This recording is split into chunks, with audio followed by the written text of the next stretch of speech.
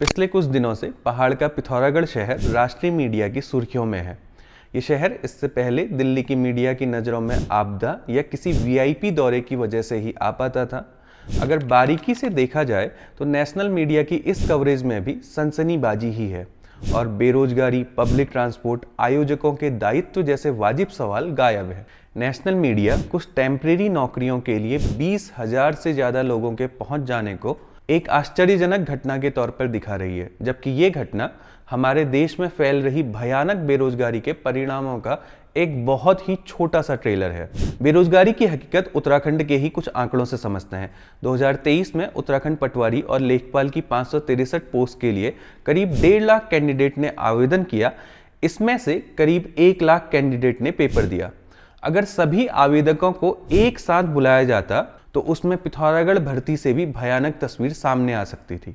पिछले ही साल कनिष्ठ सहायक के 445 पदों के लिए 412 केंद्रों में परीक्षा हुई।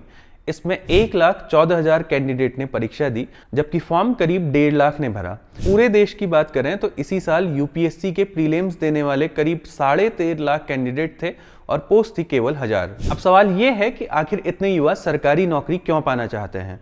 इसका सीधा और सपाट उत्तर तो यही है कि पक्की नौकरी और सुरक्षित भविष्य के लिए लाखों युवा किसी भी तरह की सरकारी नौकरी में घुसना चाहता है।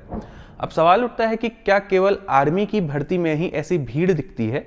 तो जवाब है नहीं। हर सरकारी नौकरी का यही हाल है। ये भीड़ केवल और केवल सेना का या भर्ती कराने वालों का मिसमैनेजमेंट है। अन्य सरकारी परीक्षाओं में पिथौरागढ़ भर्ती जैसा रेला नहीं देखने को मिलता, क्योंकि ये अलग अलग जगह आयोजित होती हैं। इन्हें प्लान तरीके से आयोजित किया जाता है। एक छोटे से पहाड़ी जिले के एक छोटे से मैदान में इन्हें भी आयोजित करते तो तस्वीरें इससे बुरी होती।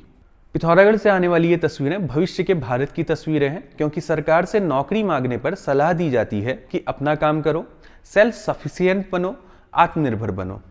नौकरी पैदा करने का जिम्मा सरकार ने लोगों के पाले डाला है, लेकिन वो बिजनेस अपॉर्चुनिटी का कोई मॉडल क्रिएट नहीं कर पा रही है।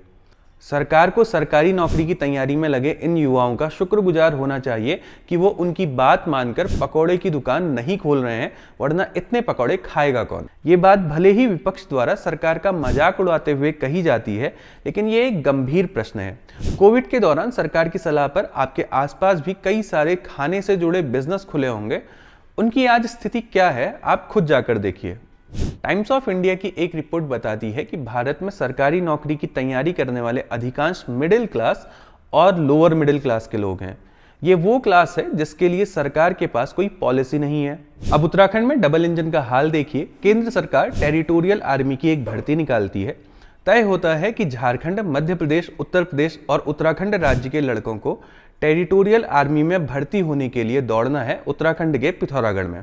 हजारों की संख्या में लड़के पिथौरागढ़ रास्ता लगते हैं, पर सेना और राज्य सरकार के बीच कम्युनिकेशन फेलियर का नुकसान भुगतते हैं भर्ती में आए लोग और बदनाम हो जाता है उत्तराखंड। देश के पर्यटन राजधानी का सपना देखने वाले उत्तराखंड की छवि ऐसी जाती है कि यहाँ का पब्लिक ट्रांसपोर्ट सिस्टम जीरो है और यहाँ के स्थानीय चालक लूटते हैं।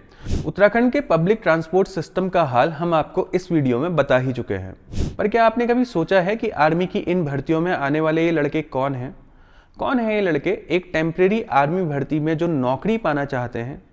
उड़ीसा, झारखंड, मध्य प्रदेश, उत्तर प्रदेश से आए इन लड़कों और उनके परिवार की हालत हमारे पहाड़ के लोगों से कितनी अलग है?